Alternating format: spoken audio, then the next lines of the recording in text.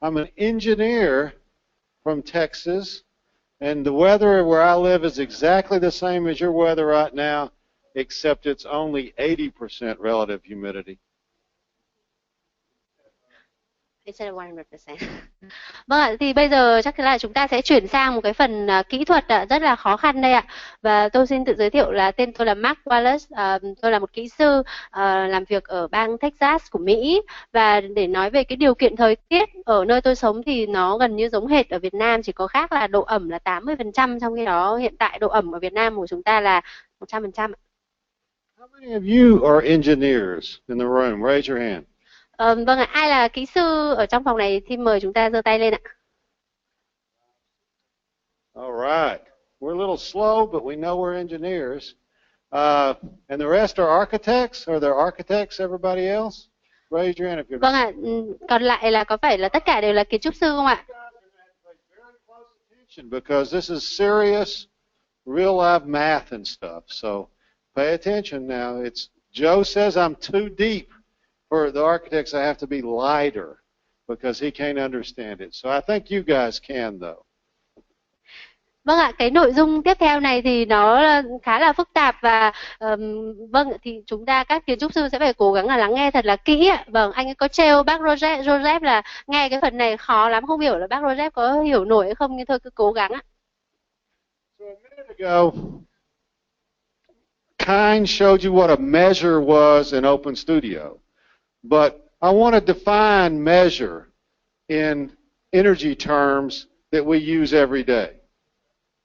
Thực ra thì trong cái phần vừa rồi thì anh Khánh cũng đã trình bày cho chúng ta về cái cách chúng ta sử dụng phần mềm và cũng như là cái cách thức mà chúng ta sử dụng các cái measures, các cái thông số đo lường để tính toán. Tuy nhiên thì trong cái phần này thì tôi sẽ đưa ra những cái thông tin ứng dụng trong thực tế. When we do energy work, we say that a measure in designs and retrofits are energy efficiency measures, and energy conservation measures is another way to say it, ECM. Today on the slides we're using EEM to refer to a specific change that can be made to a building to reduce its energy use. Vâng ạ, và như vậy thì trong cái nội dung này thì tôi sẽ trình bày thứ nhất là về cái định nghĩa về phương án mẫu trong tiết kiệm năng lượng, hay là nói về cái measure thì trong thiết kế thì khái niệm phương án năng lượng hiệu quả viết tắt là EEM ấy ạ, là viết tắt của cái từ là Energy Efficiency Measure, tức là cái phương án để chúng ta tiết kiệm hiệu quả năng lượng. Thì nó sẽ là những cái phương án chúng ta sẽ thực hiện một số những cái điều chỉnh nào đó trong cái phương án để có thể là giảm cái năng lượng tiêu thụ trong cái tòa nhà. In the model, it's the change in the OpenStudio model that gets a different answer out. In this case, sometimes we change the efficiency of the equipment, but when we're making a report to the owner, it's what we call something that really happens to the building. It's not something that happens in the model. Như vậy thì cái phần vừa rồi mà anh Khánh trình bày thì là toàn bộ cái phần mô hình mà chúng ta thực hiện. Thì như vậy trong cái phương án đó thì chúng ta thấy là trong mô hình thì chúng ta sẽ thay đổi, điều chỉnh một số các cái thông số ở trong mô hình. Nhưng mà khi mà chúng ta trình bày cái phương án đó với chủ của công trình thì lúc đó chúng ta sẽ phải đưa ra những cái phần trình bày rất là cụ thể, chi tiết, và nó phải liên hệ trực tiếp với các cái yếu tố để chúng ta xây dựng tòa nhà, để làm sao người ta có thể hiểu được. So what we do is and unfortunately I call them something different, and you might want to use this with your owners. I call them energy cost reduction measures because to the owners I work for, the word cost is the most important word in the sentence. They don't really care if they're saving energy, they want to save money. Và thực tế thì khi mà chúng ta trình bày các cái phương án này cho chủ đầu tư hoặc là cho chủ của công trình ấy, thì cái từ mà tôi hay dùng là cái từ là biện pháp giảm chi phí năng lượng. Bởi vì làm sao ạ? Bởi vì các chủ công trình thì chúng ta chỉ quan tâm đến đầu tiên là yếu tố chi phí, mà đôi khi thì họ cũng không quan tâm đến cái yếu tố là có hiệu quả năng lượng hay không, đúng không ạ? So when you're trying to decide what energy cost reduction measures you want to do in real life, you use the model to make that decision. So if you have a list, oh my gosh.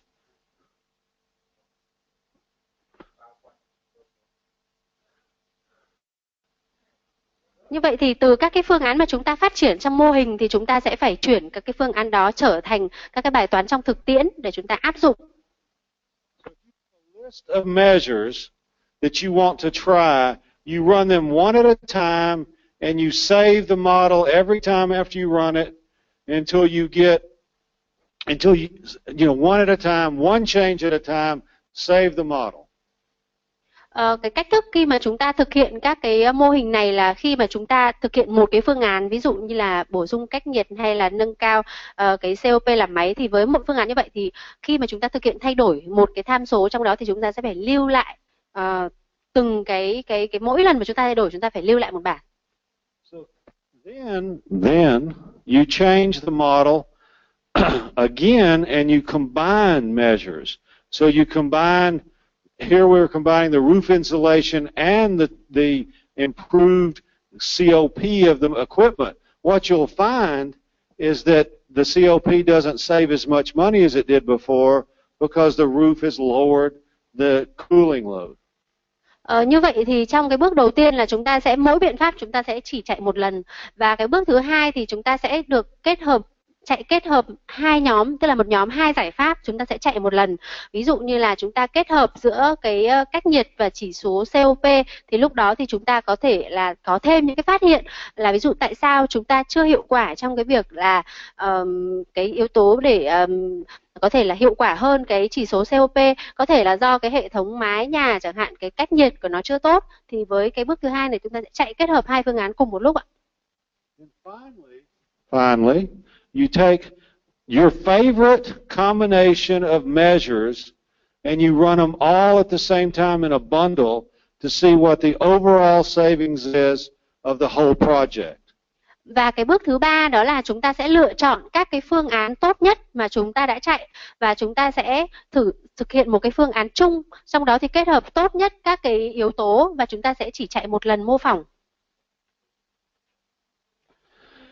So, in OpenStudio, though, they have a whole different definition of measure.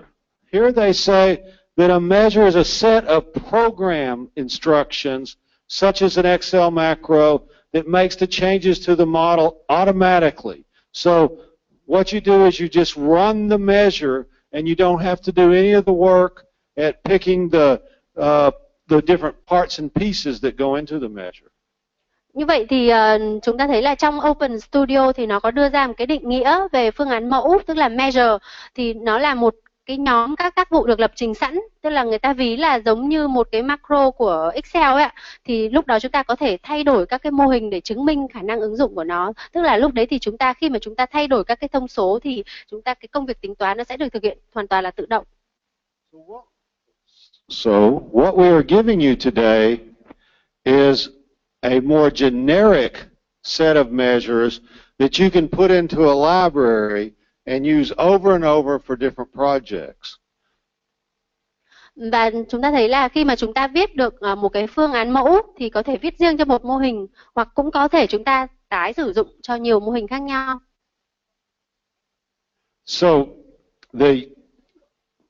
as you use models more often and as you begin to do more and more projects, you will want to collect a library of measures so that you don't have to duplicate work you've done before. So you collect a library of measures that are changes to the model you use often. Và cái cách thức chúng ta sử dụng các cái phương án mẫu trong OpenStudio đó là để tiết kiệm thời gian ấy, thì chúng ta sẽ tập hợp các cái phương án mẫu vào một cái thư viện, và như vậy thì chúng ta sẽ có thể là sử dụng các cái mô hình mà chúng ta sử dụng thường xuyên thì chúng ta có thể là lấy ở trong thư viện và chúng ta thực hiện các cái thay đổi cho phù hợp. The other thing you'll want to collect is if you have a very complicated measure that you don't want to have to do the work again because it's time intensive. You'll do it one time and save it as a measure, and then you have it from then on. Và đặc biệt là đối với những cái bước tính toán rất là phức tạp thì chúng ta chỉ cần làm một lần, sau đó chúng ta sẽ xếp lại, chúng ta lưu lại vào thư viện và chúng ta có thể sử dụng lại, thì tiết kiệm rất nhiều thời gian, lần sau chúng ta sẽ không phải làm lại những cái bước tính toán đó nữa. Finally, if you know that you generally like to use more efficient lighting, better windows, a few things that you often like to do in a building, then you can combine those into one bundle of measures, and then you can have that automatically where you don't have to go through that process every time. Và ví dụ như là nếu chúng ta có nhiều các cái phương án tiết kiệm năng lượng khác nhau, ví dụ như là các cái phương án thông qua hệ thống cửa sổ rồi hệ thống chiếu sáng vân vân, thì lúc đó chúng ta có thể kết nối và có thể tổ hợp các cái biện pháp tiết kiệm năng lượng vào với nhau, và chúng ta có thể mô phỏng cả tòa nhà. So you should look at measures as a time-saving tool to use when modeling. Như vậy thì cái việc mà chúng ta sử dụng phương án mẫu, đây là một cái cách thức rất là tốt để chúng ta có thể tiết kiệm thời gian trong cái quá trình thiết kế. So now we're going to go through the type of measures that are available to you in the OpenStudio program, and we're going to let Kyle take over here, but basically you have OpenStudio measures, which are measures in the interface between you and Energy Plus. And then we have Energy Plus measures, which are measures that you're going to write actually in Energy Plus. And those are these are more powerful actually.